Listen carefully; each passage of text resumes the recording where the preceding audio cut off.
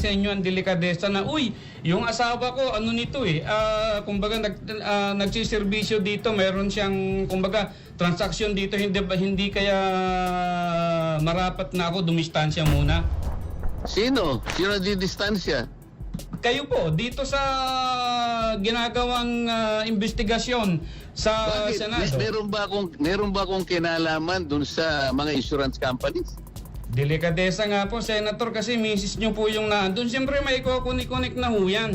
Kung ganyan kayong mag-conclude, independent nga kaya tinatanong ko nga sa inyo kanina kung naiintindihan niyo Kaya nga po nagtatanong din kami, delikadesa din ho yung binabanggit namin dito. Hindi Wala na ho ba pinag-uusapan tayong ng ganun? delikadesa dahil wala akong connection doon. Ang asawa ko independent. Yun nga po, asawa nyo yun Nakikipagdebate ka pa sa akin Akala ko ba magtatanong ka lang? Nagtatanong din po kami, pero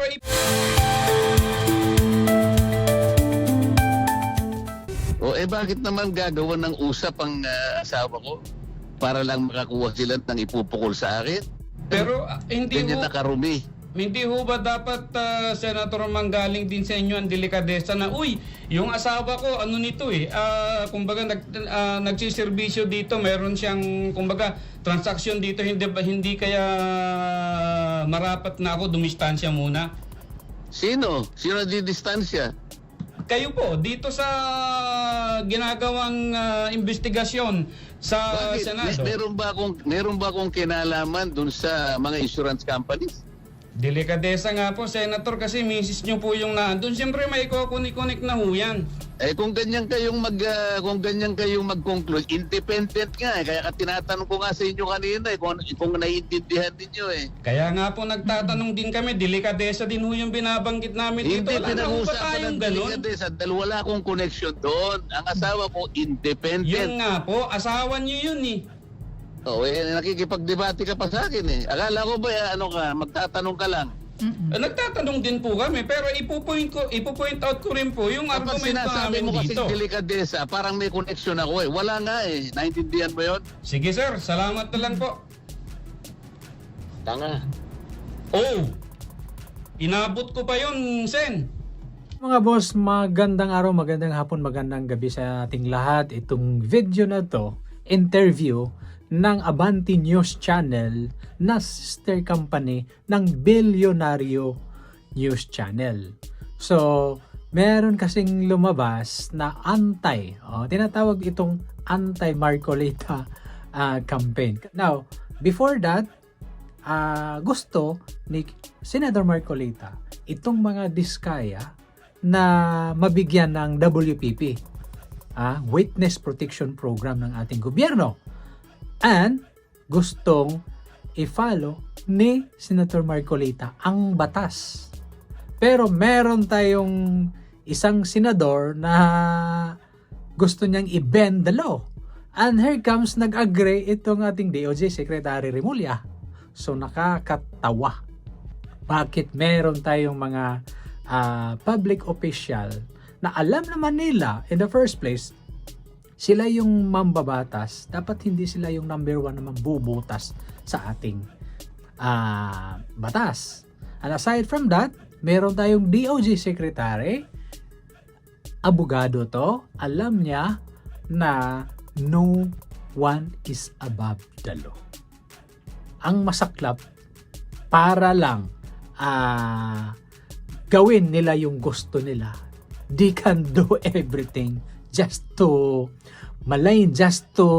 dungisan or hindi i-follow yung batas. That's very culpable violation. Kung hindi natin i-follow ang batas. Now ngayon, since na gusto ni Senador Marcolita na i-review itong testimonya at affidavit ng mga diskaya if they are qualified for WPP. Kaso lang, nahaluan ng mga pamumulitika in different color kasi alam naman natin na once mahawakan ito ng DOJ, lalo na ito si Engineer Alcantara at mga diskaya, pag mahawakan na yan, nako, delikado tayo dyan. Kasi tatandaan nyo mga kababayan, nung Senate Blue Ribbon hearing, na binasa ni Corley Vizcaya, yung kanyang affidavit, hindi binasa doon na meron din silang proyekto doon sa Region 1, sa Ilocos Norte. Baluarte ng ating presidente. Bakit hindi yun binasa? Kaya nga tinanong yun ni Senator Marcolita, bakit hindi mo binasa? Sabi ni Corley Vizcaya na, pasensya na Your Honor, kasi napastop po ako doon. Pero, alam natin, tayo bilang ordinaryong Pilipino, siyempre magtataka tayo. Mahibulong ta ba? Why hindi binasa ng mga Vizcaya? Yung part na yun. Number 33 ba yun? Something. So bakit? Yun ay isang palatandaan. Bakit? Nagtatanong lang tayo bilang ordinaryong Pilipino. Nanonood at concern sa ating bansa. Ordinaryong Pilipino. Gusto natin ang ating bansa ay mag-develop, mag-ulagwa. Dapat tayo bilang ordinaryong Pilipino, mahalin natin ating bansa. Kaya, here comes, ano na lang kayang gagawin dyan sa Senado kung wala itong Marcolita? Para sa akin I might be wrong, I might be right, pero ito'y sarili kong pananaw. And this is guaranteed by our Constitution. It is my right. Freedom of expression.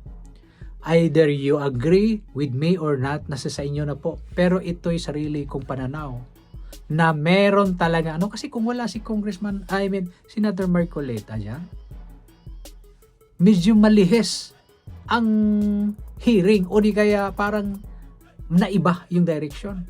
Kagaya nitong ICI na kinikreate ng ating Pangulong Bongbong Marcos.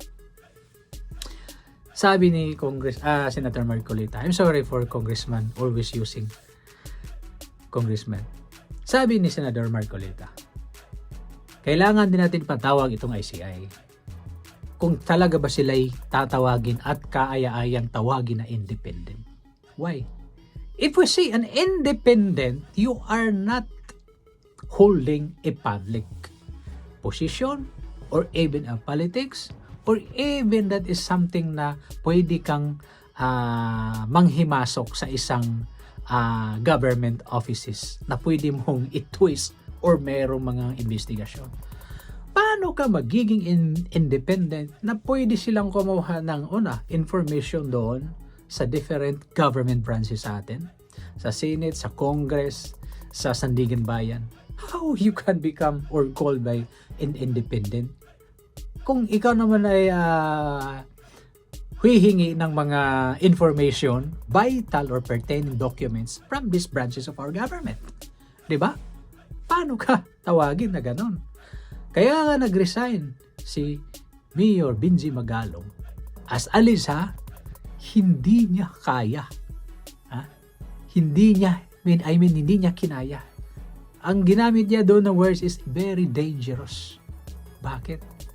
Sa dami-daming involved na mga politician, doon nung nag-dig deeper sila, baka, as alleged, based sa ating mga nababasang mga komento at mga may alam, sabi nila, baka or hindi kaya na magsinungaling si Mayor Magalong kasi alam niya kung sino ang mastermind sa lahat ng itong anomalya na ghost projects. You could imagine 421 billion insertion doon sa BICAM and no other than as alleged, hindi naman napatunayan ang hinahanap ngayon ng taong bayan itong si Saldico. At ang kanyang amo, di umano as alleged, itong si Martin Romualdez. So sino ngayon ang nag-appoint or sino yung kagustuhan na maupo dyan si Martin Romualdez? Di ba si Bongbong Marcos? Unang-una, the budget preparation managed from the office of the President. para magiging ito, i-authorize, gagawing batas, merong budget deliberation dyan sa Kongreso. And after that sa Congress, meron din sa Senado. At meron dong insertion na 421 na hindi vineto ng ating Pangulo. Ang 29 billion lang ang bineveto niya. So, sabi ng ES, Executive Secretary Bersamin, the President read this 4,000 plus pages before pinirmahan. Overnight! Overnight! Tapos, sasabihin na walang insertion, walang mali. Pero tinawag ito ng ibang mga congressman, lalong-lalo na si Isidro Ungab, na this is the very, very big anomaly na budget na nangyari sa ating bansa. You could imagine si Saldico. As alis during sa hearing, merong 35 billion at every week nagde-deliver sila ng basura itong sa surprise witness ni Senator Marcolita, itong si Orly Gutesa dyan sa Senado. So mga kababayan, sabi nga ito, medyo napahaba yung natin, discussion, pero yung video natin is regarding doon sa kay Senator Marcolita na asawa na independent director. Ibig sabihin independent, hindi nakikialam sa day-to-day transaction and never nakikialam sa management. Ito nga, merong pahayag itong Stronghold. Ito, basahin natin ang konting dito. Sabi ng Stronghold, itong statement of Stronghold Insurance Company. Now, nevertheless, as an independent director, her role does not involve the management of the company's operation. Ito, malinaw. Walang kinalaman. At she likewise does not have any control over the day-to-day operation of Stronghold. Much less any prerogative or control over the issuance of Stronghold bans. So yun. Ito yung pronouncement ng Stronghold. Independent nga. Sabi nga ni Senator Marcolita, independent nga. Kaya nga nasabi doon sa interview, kasi itong Billionario Channel, hindi nag-research. From the root word of independent, walang kinalaman. Hindi nakikialam at hindi pwedeng pakikialaman kasi independent. Wala pong pakialam sa inyo dyan.